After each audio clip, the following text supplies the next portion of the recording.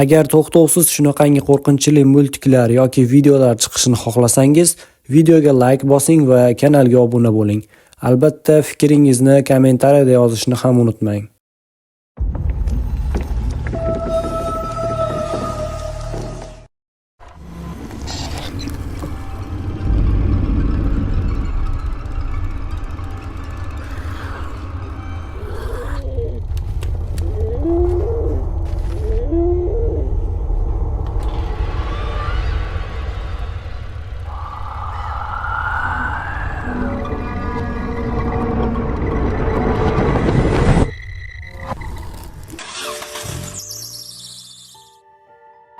...2050-yil O'zbekiston texnologiya va sanoat bo'yicha dunyo reytingida yuqoriga ko'tarildi. Ancha yuqoriga. Menimcha, hammasi oddiy kunlardan biri edi. Andijonning Xonobod shahrida kuzning sovuq shamoli esib, odamlar odatdagidek ishga, maktabga, bozorlarga shoshilishardi. Hech kim bunday dahshatli kun boshlanishini tasavvur ham qilmagan. Tongda televizorda xabar eshitdim. Toshkentda noma'lum virus tarqalmoqda, odamlar agressiv bo'lib qolmoqda. Hukumat buni nazoratga olganini aytmoqda. Men esa odatdagidek ukam bilan nonushta qilayotgandim. U kulib dedi: "Bilol, yana o'sha gaplar, film uchun reklama qilishyapti shekilli." Men ham kulib qo'ydim, lekin ichimda g'alati qo'rquv uyg'onayotganini sezdim. Chunki televizorda ancha-munchaga aldamasa kerak. Kechqurun esa hamma narsa o'zgardi. Shahar markazidan qochib kelayotgan odamlar ko'rindi. Kimdir qonga belangan, kimdir baqirib qochardi. Ularning ortidan esa odam emas, balki yirtqich hayvondek yugurayotgan, og'zi qonli, ko'zlari qizarib ketgan odamlar chopib kelardi. Ukam qo'rqib menga qaradi. Aka, bu zombi-ku." Men uning qo'lidan ushlab uyimizning eshigini qulfladim. Ko'chada qichqiriqlar, o'q ovozlari, sirenalar eshitilardi. Deraza ortida odamlar bir-birini yeb tashlayotgandek edi. Biz zinadan yuqoriga ko'tarilib tomga chiqdik. Shahar yonib ketayotgandek ko'rinardi. Mashinalar yonayotgandi. Odamlarning dodlari osmonga ko'tarilardi. Men o'sha payt ichimda bir narsani angladim. Bu endi qaytishsiz yo'l edi. Shaharda endi odamlar emas, zombilar hukmron edi. Biz 2 kun uydan chiqmadik. Tomda suv va oziq-ovqat zaxiramizni tekshirdik, lekin ko'p emas edi. Ukam ochlikdan chidolmay pastga tushishni taklif qildi. Shu payt telefonim jiringladi. Onam qo'ng'iroq qilyapti. Men darrov ko'tardim. "Ona?"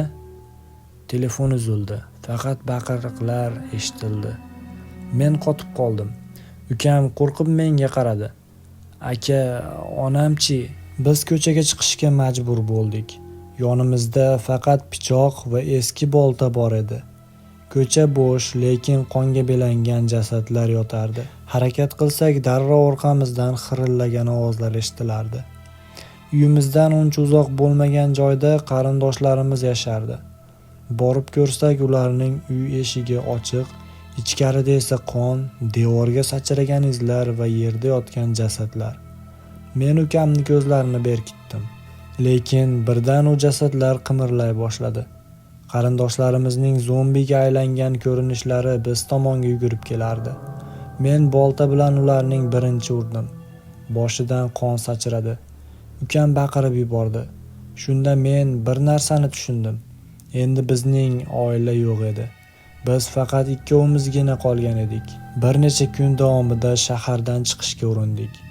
Har bir ko'chada zombilar yugurar, odamlarning qichqiriqlari yangrardi. Har bir kunimiz tirik qolish uchun jang edi. Bir kechasi eski maktab binosiga yashirinib qoldik. Ichkarida 5-6 nafar tirik qolgan odam bor edi. Ulardan biri qurol ko'targan sobiq askar ekan. U bizga dedi: "Sizlar yolg'iz yura olmaysizlar, biz bilan qolinglar. Bizning maqsadimiz laboratoriyani topish, u yerda davo bo'lishi mumkin." Biz ularga qo'shildik. Endi Toshkentga qarab yo'l oldik. U yerga ham yetib bordik. Endi guruh bo'lib harakat qilardik. Har kuni oziq-ovqat izlash, suv topish va zombilardan qochish bilan o'tardi. Bir safar supermarketga kirdik. Ichkarida hammasi vayron bo'lgan, pol qonga belangan. Ukam bir necha konservalarni oldi. Shu payt orqa eshikdan 10 ta zombi yugurib chiqdi. Biz yugurib chiqishga majbur bo'ldik. Askar o'q otib ularning bir nechtasini yiqitdi, lekin bir odamimiz tishlab olindi. O'sha kuni men bir narsani o'rgandim.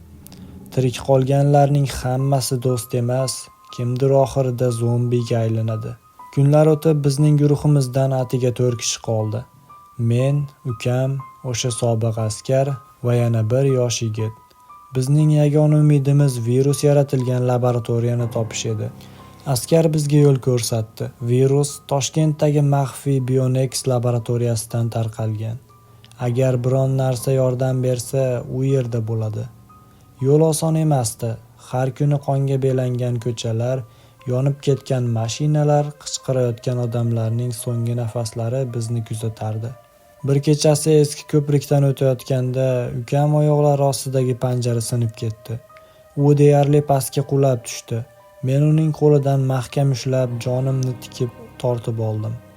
Pastda esa yuzlab zombilar to'plangan, bizni sezib qo'llarini cho'zishardi. Men ichimda o'yladim. Bu virus odamni nafaqat tanasidan, balki ruhidan ham tortib oladi. Nihoyat biz laboratoriyaga yetib keldik. Bino tashqaridan vayronga o'xshardi. Lekin ichkariga kirganimizda hamma joyda chiroqlar yonib turardi. Kompyuter monitorlari hali ham ishlayotgandi. Bir xona ichida devorga yozilgan yozuvni ko'rdim. Virus DNKni qayta yozadi. Immunitet kuchsiz bo'lsa, odam zombiga aylanadi. Kuchli bo'lsa, immunitet davo bo'lishi mumkin. Men hayratda qoldim. Demak, virusning davosi odamning o'z qonida yashiringan edi. Biz laboratoriyaning chuqur qismida sovuq xonalardan birini ochdik. Ichida yuzlab probirkalar, qon namunalarini ko'rdik. Askar ularni ko'rib dedi: "Bu yerda davo bor, lekin qanday ishlashini aniqlash uchun vaqt kerak." Biz kompyuterlarni ishga tushirdik. Men ham o'sha yerda ishlagan paytlarimni eslab, parollarni esladim. Asta-sekin formula yechildi. Nihoyat men davoni yaratdim. Bu oddiy suyuqlik bo'lib, tomirga yuborilganda virusni DNKdan yo'q qilar edi. Bizning guruhimizdagi yosh yigit birinchi bo'lib sinovdan o'tkazildi, chunki uni zombi tishlab olgandi. Agar davo ishlamasa, u tezda aylanishi kerak edi. Biz unga inyeksiya qildik. U qaltiradi, qonga belandi, so'ngra tinchilandi, o'zini odamdek his qila boshladi. Bu g'alaba edi. Men o'sha payt ichimdan qichqirib yubordim. Biz qutulamiz. Biz davoni topganimizdan keyin umid paydo bo'ldi. Lekin bu qisqa davom etdi, chunki virus ham tirik edi. U ham evolyutsiyalanardi. Bir necha kun ichida biz davoni sinab ko'rdik. Odamlarni qutqara boshladik. Lekin yangi paydo bo'lgan zombilar odatdagidan kuchliroq va aqlliroq edi. Ular guruh bo'lib hujum qilishardi. Hatto tuzoq qurishga ham qodir bo'lishardi. Bir kuni bizni laboratoriya ichida o'rab olishdi. Zombilar odatiy xirillab, deb qichqirmasdan jim yurib kelishardi. Go'yo ular bir-biri buyruqqa bo'ysunayotgandek edi. Ularning orqasidan baland bo'yli yarim odam, yarim zombi ko'rinishidagi mavjudot chiqdi. Uning ko'zlari yashil nur sochardi. Men dahshatdan qotib qoldim. Askar pichirladi: "Bu endi oddiy virus emas, bu yangi avlod." O'sha mavjudot tilga kirdi. Quruq, ammo ravshan ovozda dedi: "Siz davoni topdingiz, lekin men ham yangidan tug'ildim. Endi sizning davoingiz menga ta'sir qilmaydi." Men hayrat va qo'rquv ichida unga qaradim. Virus nafaqat odamlarni o'zgartirgan, balki o'ziga aql ham bergan edi. Shu payt ukam yonimda turib qaltirab dedi: "Aka, endi nima qilamiz?" Men uning qo'lini mahkam ushlab ichimda bir narsani angladim. Kurash endigina boshlanmoqda. Laboratoriyadagi o'sha yarim odam, yarim zombi mavjudot gapirgach, bizning hayotimiz butunlay o'zgardi. Endi virus nafaqat odamlarni aylantirar, balki o'zini ongli qilib yaratgan edi. Biz uni ona virus deb atadik. Chunki u hamma zombilarni boshqarar, ular bir qo'mondon qo'liga bo'ysungandek harakat qilar edi. Biz laboratoriyadan qochishga majbur bo'ldik. Yo'lda ko'rgan manzaralar esa dahshat edi. Odamlar ustida mutatsiya jarayonlari to'xtamasdan davom etardi. Kimdir tanasidan qo'shimcha qo'l chiqarar, kimdir yirtqich hayvonga o'xshab ketar, ba'zilar esa butunlay suyakdan iborat mahluqotlarga aylanardi. Ularning ba'zilari hatto eski xotiralarini saqlab qolgan qarindoshlarini tanib yig'lardi, ammo keyin ularga ham hujum qilardi. Bu insoniyatning so'nggi fojiaviy yuzidir. Biz tirik qolganlar bilan to'planib Andijondagi eski metro tunnellariga yashirinib oldik. Bu yerda hali virus kirib kelmagandi. Minglab odamlar bir joyda qorong'u va sovuq muhitda yashardi. Men davoni ko'paytirib, injektorlar yasay boshladim. Lekin bu vaqtinchalik chora edi. Chunki ona virus davoga chidamli avlodlar yaratib ulgurgan edi. Bir kuni metroda yig'ilish o'tkazdik. Askar hamma oldida turib dedi: "Endi bizda ikkita yo'l bor. Birinchisi bu yerdan qochib boshqa davlatga chiqishimiz, ikkinchisi ona virusni yo'q qilish uchun o'zimizni qurbon qilish."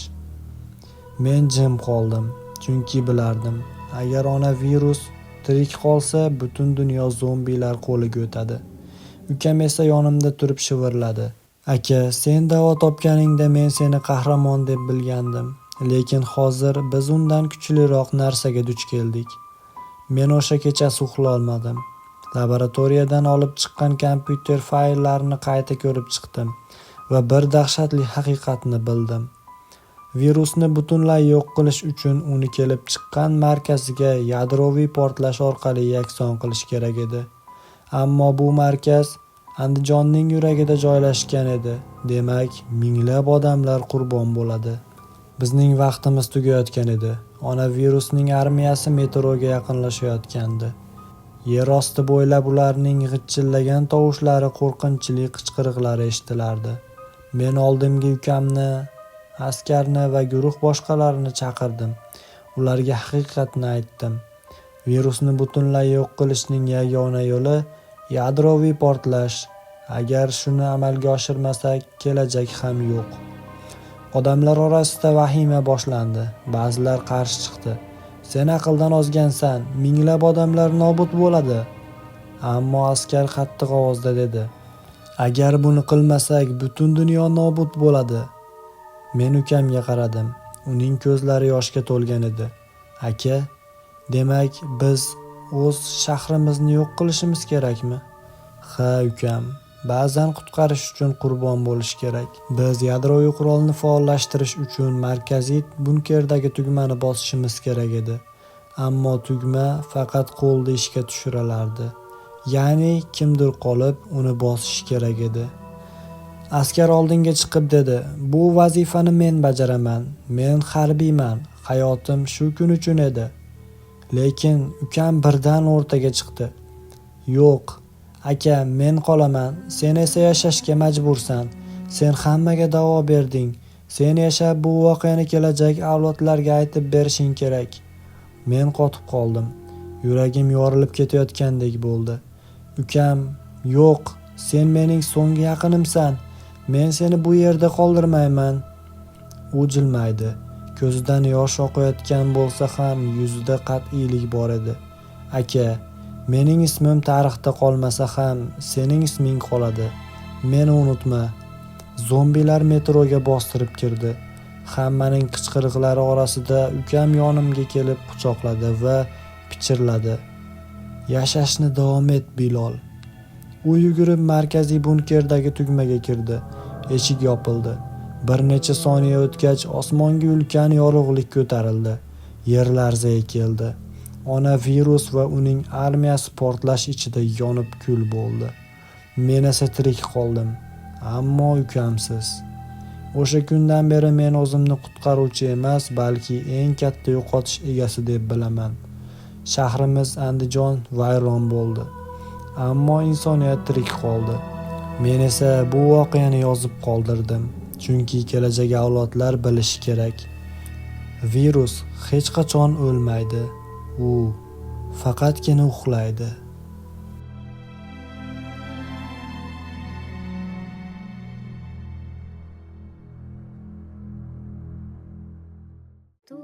Kanalimizga obuna bo'ling. Bizda sizlar uchun dahshatli hikoyalar